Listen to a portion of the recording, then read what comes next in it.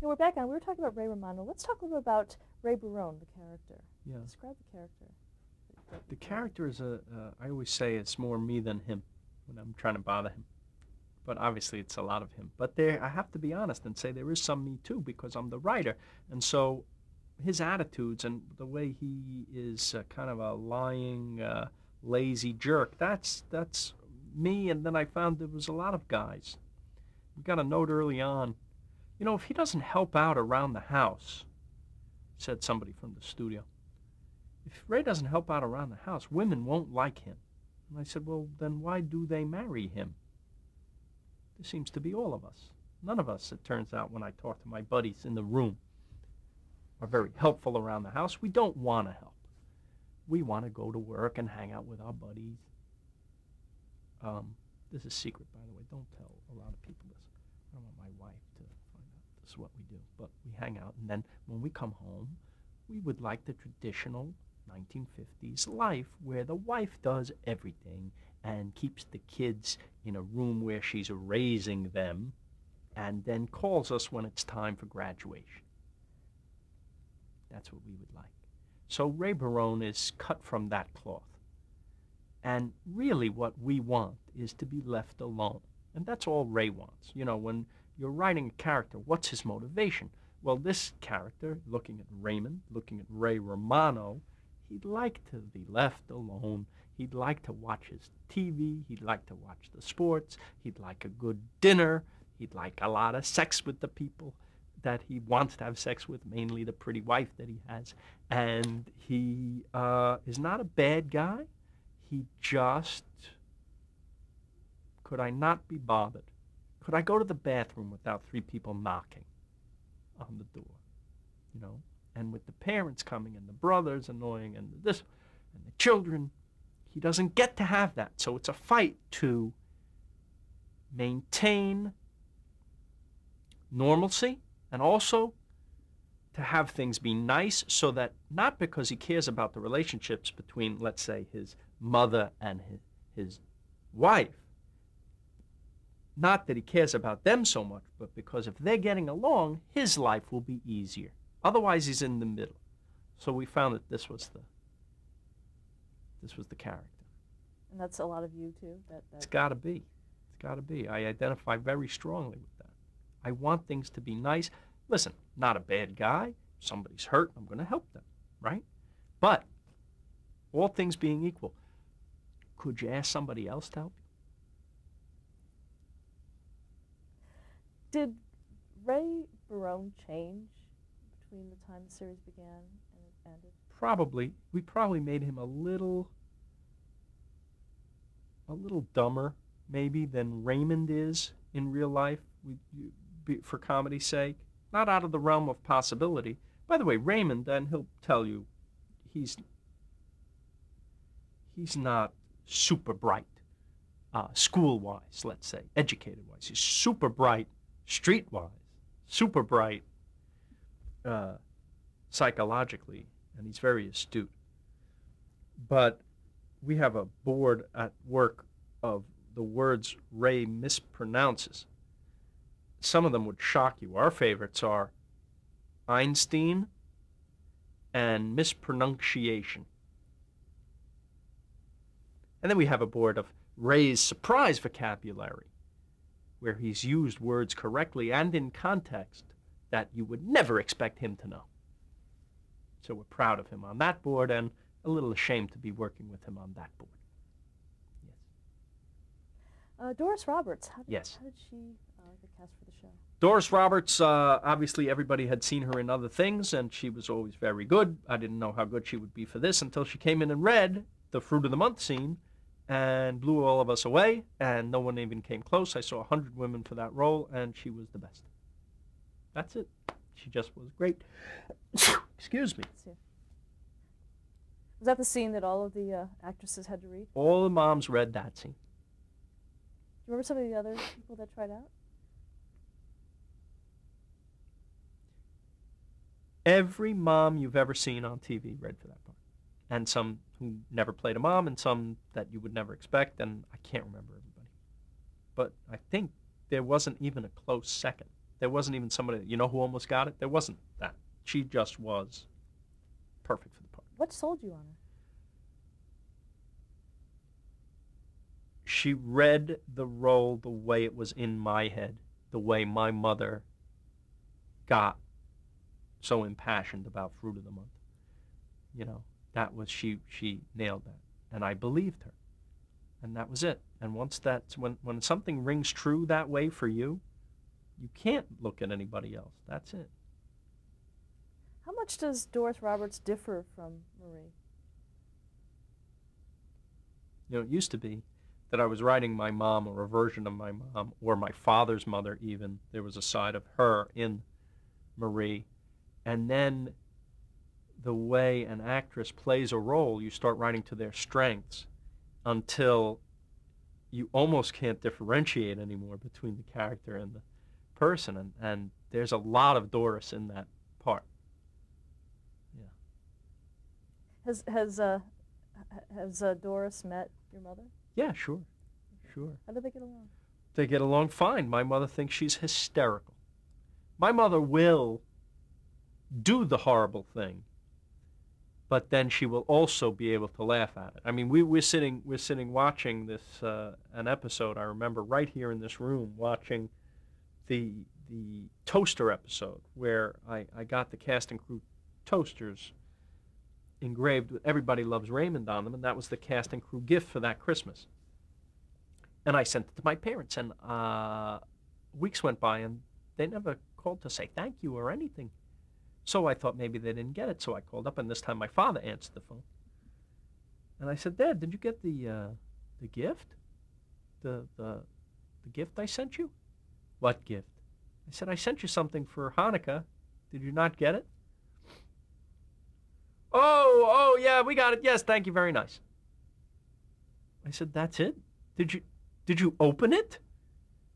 "Yeah, what? It was a toaster." What? And I know. He saw it was a toaster, but he didn't open the box. You got to open the box and see what it says on it. Then you'll like it, because he's proud of me and proud of the show and likes me, I've heard. So he would like this. So I said, "Go get the thing, open it."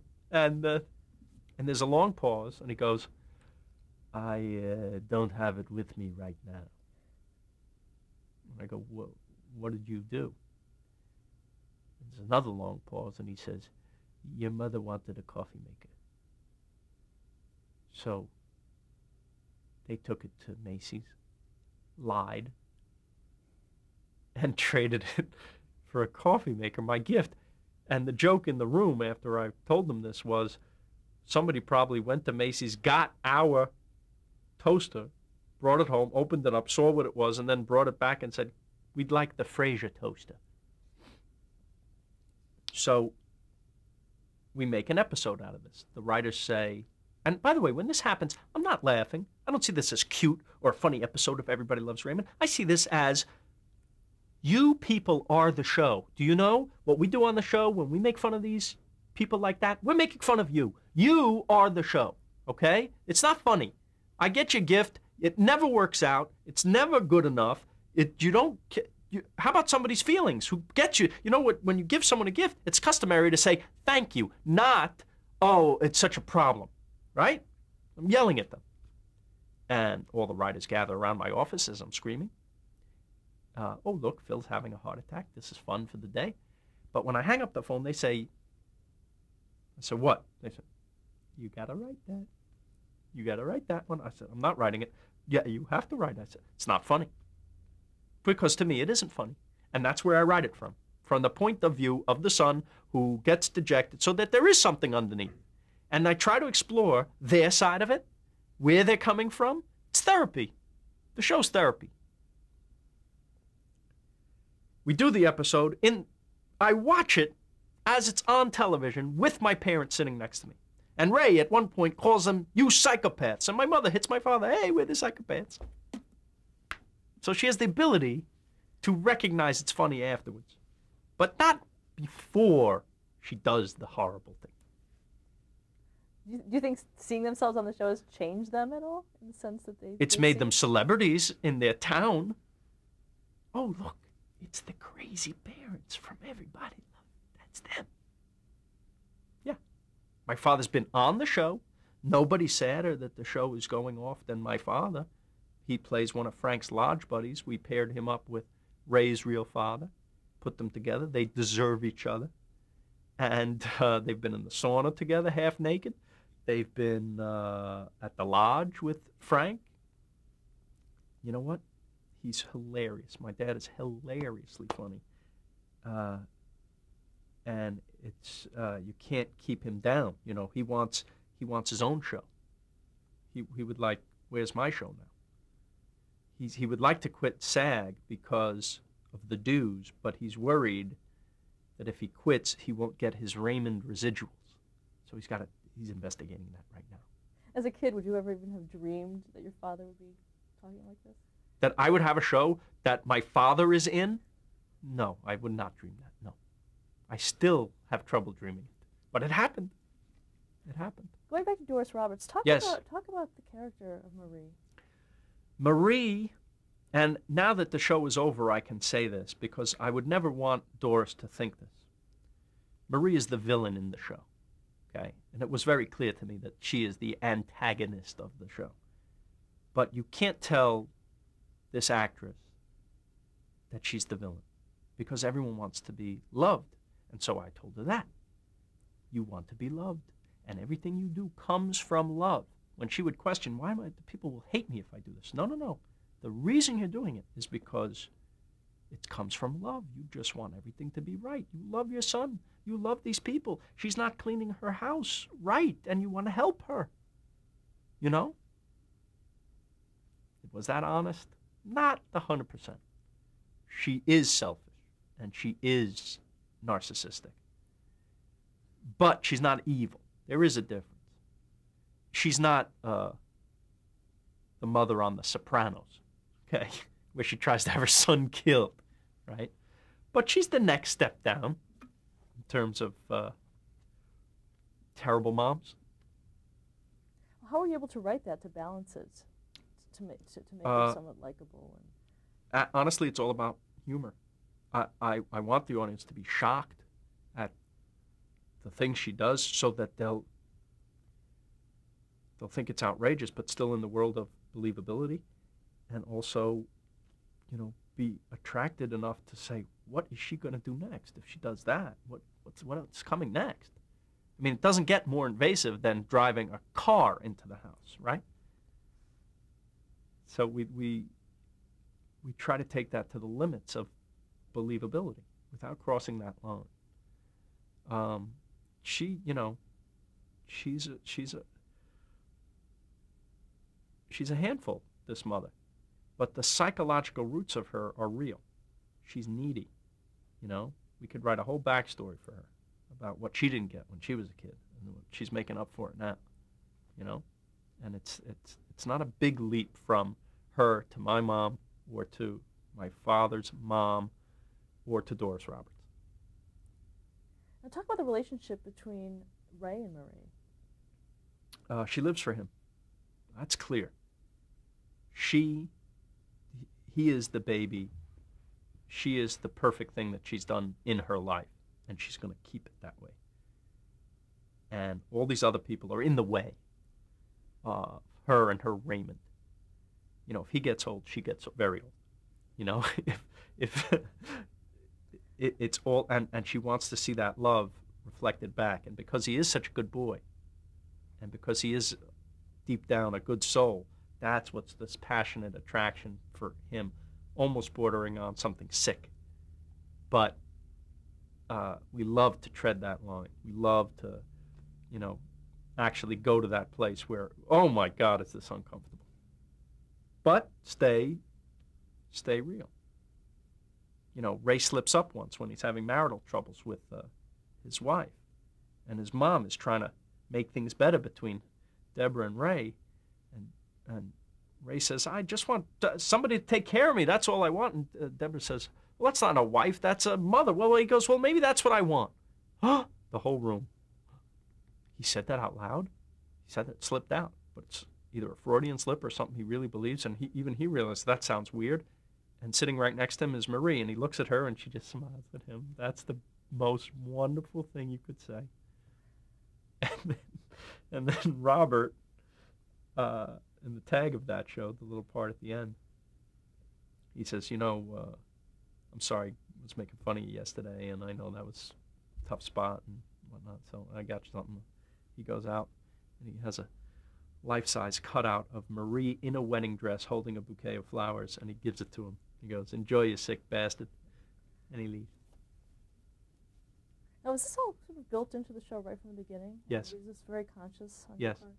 Yes. That the mother was intrusive, we understood, and that the mother loved Raymond more, which is something that goes back to the beginning of time of sibling rivalry through the Smothers brothers. Mom always liked you best. We did everything but actually say that line, Mom always liked you best. We may as well have, because it was all over the show. I like that the title of the show, by the way, is Everybody Loves Raymond. It's a throwback to I Love Lucy, or a show that sounds like it could be from that time. And of course, structurally and in terms of the content of the show, we were trying to emulate the great shows that came before us. But we also liked that it wasn't meant that way. It wasn't meant, everybody loves Raymond, sweet, nice thing. It's said by who? The jealous brother. It's said by a character, almost sarcastically, almost that this is a bad thing that everybody loves Raymond. That means nobody loves me. We like that specificity is even in the title of the show. And you may not get it the first time you hear the title, you think, what is that corny Everybody Loves Raymond show? But once you understand it, then you do like the title. Ray was against it from the beginning because of what it sounds like. And you would not like a show called Everybody Loves You. That's a lot of pressure. You're almost asking to be hit in the head with a baseball bat from the critics. Everybody loves Raymond, not this critic, right? Not everybody loves Raymond. It's easy. So I was thinking of calling it Everybody Could Take or Leave Raymond. Take the pressure off a little bit. But we couldn't think of a better title, honestly. Raymond thought of a bunch of titles that he preferred. That Raymond guy, Raymond. He wasn't always a great writer, but he could not stand the thought.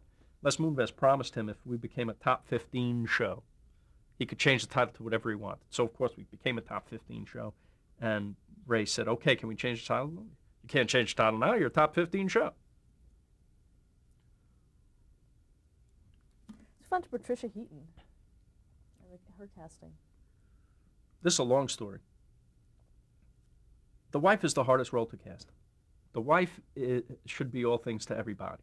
Has to be. You want a well-rounded person. You want somebody who's funny, smart, tough, sexy, vulnerable, has her own foibles, is crazy on her own, not just the wife who says, here's your lunch, honey, and out the door. So the search was on. I saw over 200 people for this part, flying back to New York and here. And it just wasn't, and what I heard was Les would like an actress. Les has a deal with an actress, and someone from the network told me this, that I should cast this person. And I heard the name of this person, and I said, oh, she's completely wrong for it. And they said, you didn't hear me. Les would like this person, and if you don't have this person play the wife, you don't have a show. Do you understand? So I went, called my agent, and I said, if that's the case, then I quit. He said, what? I said, if so-and-so is the wife, this kind of blonde, nondescript, pretty young lady, the whole show's off balance. He has nobody going against him. He's already passive. This is not, you need a fireball here. You need somebody, you also need a great actress. And this person might have been a great actress, but she wasn't this part. And I said, I can't believe that they would just force this person on me. I can't believe that I would be told when she's completely wrong.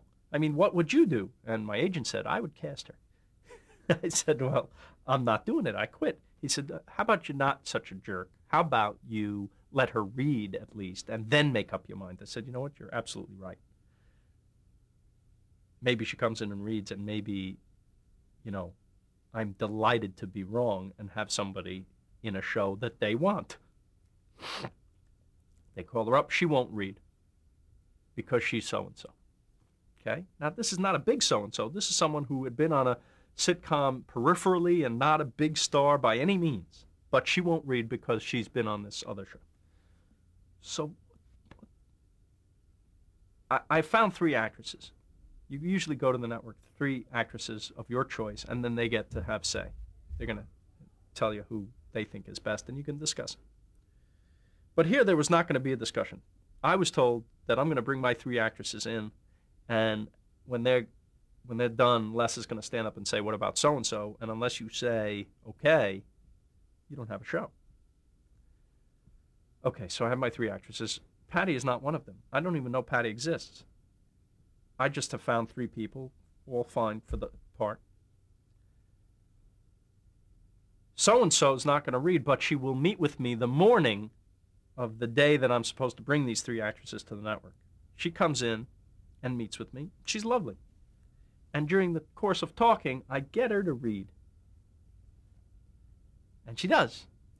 And she's 10 times worse than I thought she would be. And now I'm upset because today's the day I quit my television show. And we go, and my 3 actresses read, and they leave the room, and on cue, Mr. Moonves stands up and says, what about so-and-so? And I say, I love her. I loved everything she's ever been in. I think she's great, and I met her this morning, and I fell in love with her. I wanted to marry her, but then she read for me, and I have to tell you, it's just not what I wrote. Could she do it? Maybe, but I don't really buy them as a couple. And I also think maybe that we could do better. And Les says, it's just an idea. Okay, so I learned a lot that day. What did I learn? I learned, first of all, the person who says, you better take so-and-so or Les is going to be, what authority did he have to do to say that? Was he really speaking for Les, or was there a meeting a long time ago where so-and-so's name came up and Les said, yeah, I like her. And the guy says, I'm going to be the one to get him so-and-so. And so I'll say whatever I have to this guy to make sure he gets him. Then I can say, I got you so-and-so, see? Perfect. I was perfect. So there's all these politics that you're unaware of when you're just have a million other things to do, creating and trying to cast a show. There's all this other stuff going on. Second thing was be deferential to Mr. Moonves or whoever's in charge. You don't want to be a jerk and say, you don't know what you're talking about. I'm the writer and I know best. You acknowledge that this person has value because this person does have value. And he suggested it. You don't want to poo-poo. Every note is valid. Every note comes from at least another person. Even if they work at a network, they are at the very least people, right? Even then. And so you give people their respect. This served me well later, and I'll tell you why. A week later, we're still looking. Patty Heaton comes in. She does the scene with Ray. Holy cow, she's perfect. Just like that. Take her to the network. Holy cow, she's perfect. Done. Done. It was done. Okay? We shoot the pilot. It goes well enough to get picked up to series. I get a call. Hey, order an ice cream sundae. You're going to series. That's wonderful. My agent says, they just want to know who's going to run the show. I said, I'm sorry. What? Who's going to run the show? I said, call me crazy. I assumed me. They said, you? Why would they let you run the show? You never ran a show before. I said, wait a minute. You like the pilot enough to pick it up to series? Yes. Well, if you like that, well, we'll do more like that. And they said, you don't understand. This is now a multi-million-dollar investment that they're picking up the show. They're not going to entrust it to you, someone who's never done it before. I said, well, what are we going to do? He goes, well, I think they'll let me talk to them. Okay. They say they're going to bring in someone over you to run the show, and but you can be there too. I said, oh, well, I quit. Because I'm not going to work for somebody else on my show, right? And he said, okay, don't get excited. I'll call them again. Okay, here's what they'll do. They're going to let you co-run the show with somebody else, somebody who's had experience, though, so you'll be equal, okay? I said, oh, you put it that way. I quit. Because I know what's going to happen. It's his show anyway. just because he's had experience. All questions go to him, all answers come from him because he's had experience. But he doesn't know this show, and he doesn't know my family, and he doesn't know Ray's family, and he doesn't know my vision for the show, and he doesn't know what I think the show should be. And since I made the pilot, I'm standing firm on this, and I'm doing the show, I'm running this show, or I'm quitting. And he said, that's your final answer. I said, that is my final answer. They said, well, they're not letting you do that. And I said, goodbye. And I hung up. And 2 days went by, and I was depressed because I gave my show away. And now it's going forward, and this is a rare thing where you get this far, and I'm at home doing nothing. My wife was like, what's the matter? I said, I quit today. 2 days later, the phone rings. It's my agent. Les says he's going to let you run the show. I said, oh my God. Why? Right? He says, he liked how you handled that thing with so-and-so. Yeah. So that turned out well, to stand your ground. So the other lesson I'd like to impart to whoever's watching is always quit. Or at least stand up for yourself. Because the best advice I ever got was from Ed Weinberger, who said, do the show you want to do, because in the end, they're going to cancel you anyway. Right? It's a good philosophy of life, right? We all get canceled anyway. Live the life you want to live, right? So same with the show. Why not do it that way? They're going to cancel you anyway. If you take all their notes and it ruins what you wanted to do, and it's not a success, you can't say to them, the reason it's not a success is because I did what you said. They don't care. You're off. You're done. And your chance, you wrote about your family and your experience, and you put your heart into this, and you compromised it because of what they said. Now, that doesn't mean don't take any notes. It means consider the notes and then do the show you want to do. It's very important. Did you ever have to play that card again throughout the run? Yes, once or twice. But what kind of circumstances were those?